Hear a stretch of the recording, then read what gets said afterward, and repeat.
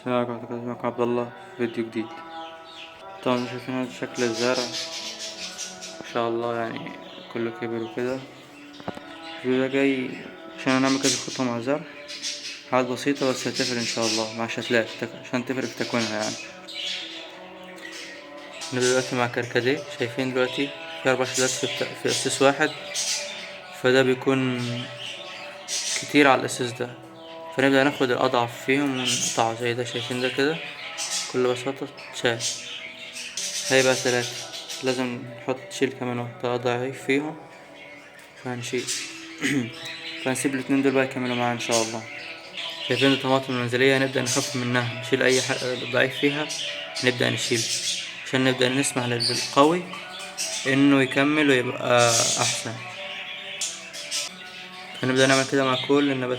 الطماطم دي ضعيف هناخد الاضعف نبدأ نشيله لحد ما نرسيها على 4 شتلات بس. زي ما انتم شايفين يا جدعان رسيناها على 5 بس، دول لما يكبروا اكتر هنشوف الاضعف فيهم هنسيبهم على 4 أو 5 على حسب، هنشوف زي المساحة دي هتكفيهم، بس هيكونوا احسن عشان ينمو اكتر. بنشيلهم عشان ينمو اكتر ويبقوا احسن بالوقت، يعني يبقوا اقوى وياخدوا غذاء كويس ومساحة الجذور تنمو عشان يعمل شتلات كويسة لحد ما ننقلهم ان شاء الله. زي ما انتم شايفين دي برضو طماطم منزلية، فهنبدأ نعمل معاها نفس الفكرة ان شاء الله، بس دي احسن من دي يعني، في فرق لان دي بتطول الشمس اكتر، يعني دي بتقرب من الشمس وتشوفها اكتر من دي تحت كده في ظل، دي في الشمس شوفها تأثير الشمس بيبقى كويس جدا ومفيد يعني. سيب دول كمان يا جدعان هيبقى كويس جدا.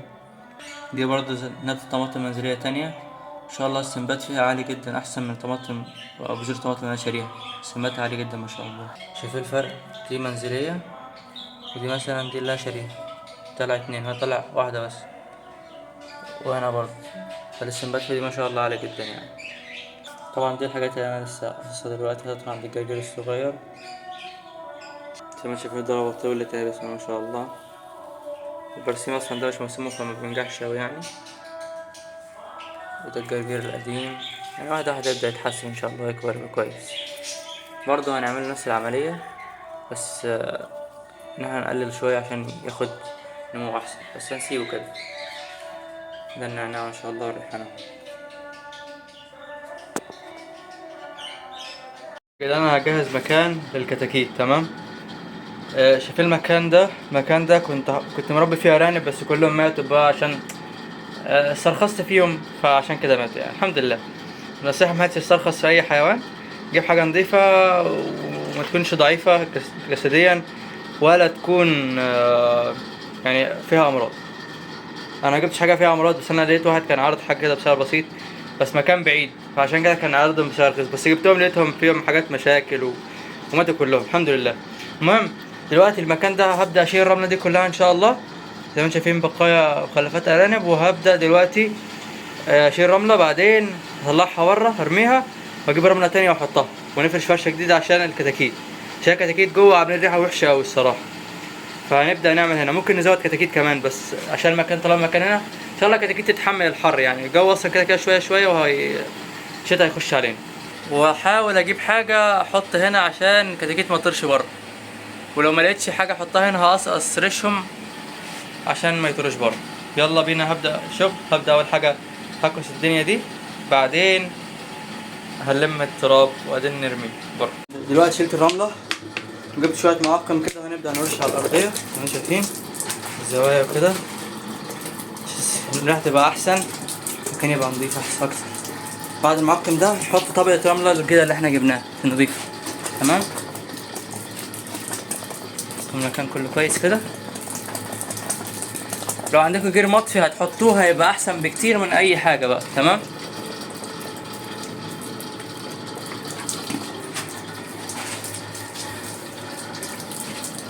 بس كده عملنا كل حاجة. حبة رماد اللي هو السكن، اللي هو بقى لما تحرق خشب بيجي كده، وحطيت عليه شوية جير مخلوط برملة، وهنرشهم على الأرض في البداية وبعدين هنرش رمل تمام.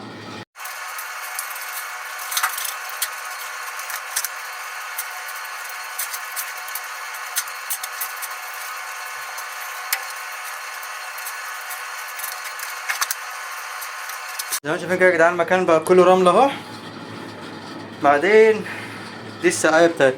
بس في البداية هشوف لو قدرت اقفل المكان ده هقفله، ما قدرتش خلاص هنقص الريش بتاع الطيور وخلاص.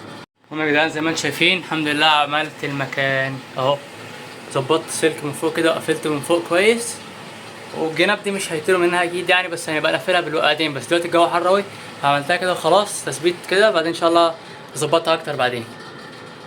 اهو تمت المهمة بنجاح. في البداية هنخلي نجيب الكتاكيت هنا، اول حاجة هنظبط المشربيات الحاجات دي كلها ونملاها، بعدين هنجيب الكتاكيت ان شاء الله.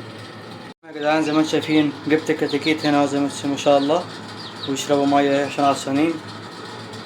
فاهو ظبطنا المكان وصورت فيديو، يا رب يكون عجبكم بقى المنظر والمكان اللي انا ظبطته اليوم ده، يا رب يعجبهم هما ويعيشوا. بس ان شاء الله ممكن نزود نجيب سمان كتاكيت كمان وحاجات تانية ان شاء الله. يلا ربنا يبارك فيهم وقولوا ما شاء الله كده يا جدعان. اديت للحمام فورن 1، وده علاج او دواء للكانكر والكوكسيديا والسالمونيلا والسالمونيلا المفصلية كمان. زي ما شايفين انا اديت لهم وشربوا كتير منه، فهحط لهم تاني يعني ما شاء الله. وطبعا هننضف الدرج بتاعهم عزكم الله، هننضفه كويس.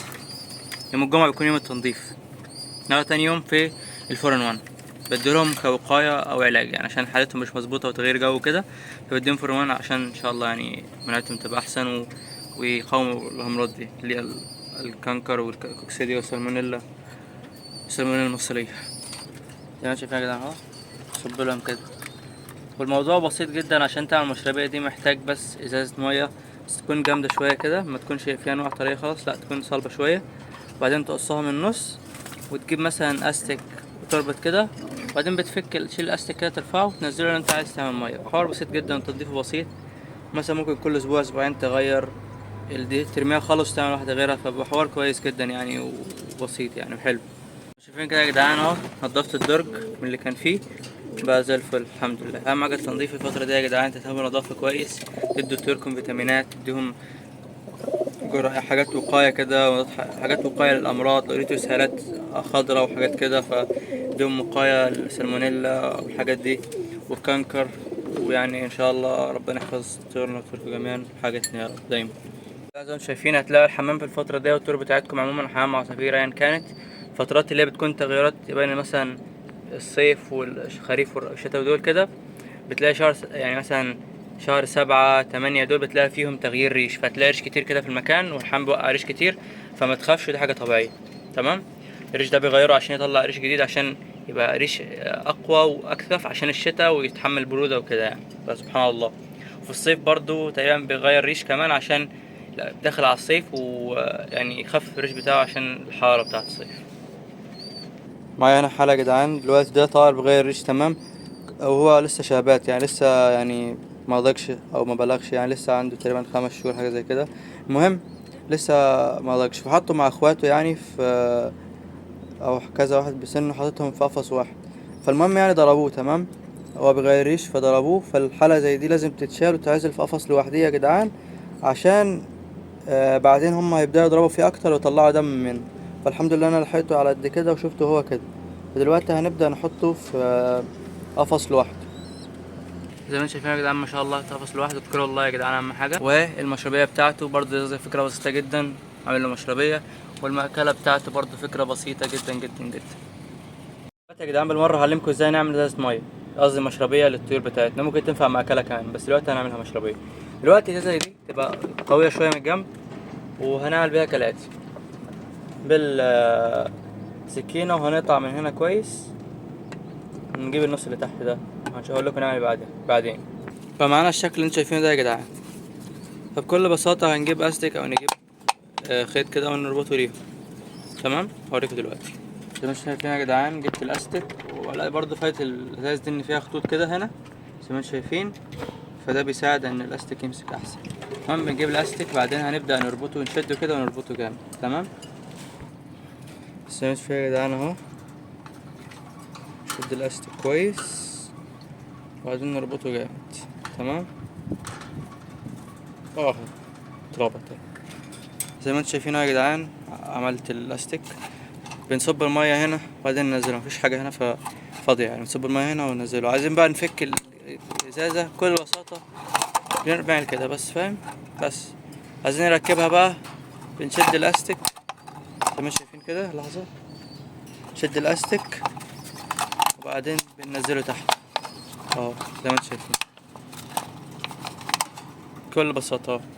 في فكرة تانية بتكون تربط بالسلك ده او السلك ده، بس دول بالوقت بتقطعوا، وبرضه اصعب في انك تفضل تشيل وتفك تشيل وتفك تشيل وتفك السلك نفسه. بس عايز تشيل الاستك بتشيل الاستك وترفع المشربية وتحطه تاني، حوار بسيط جدا. اخر حاجة يا جدعان هنجيب مثلا معقم ونبدأ نرش كده في السلكات بتاعة الطيور بتاعتنا.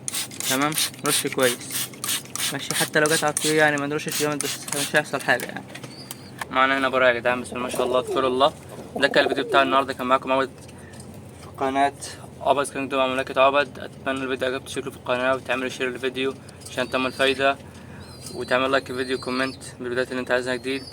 وما تنسوش تذكروا الله دايما وقولوا ما شاء الله عشان ربنا يرزقني يوسع عليا ويرزقكم انتوا كمان ويوسع عليكم، يبقى عندكم حاجات احسن من اللي عندي، وربنا يكرمنا جميعا. بس يلا سلام.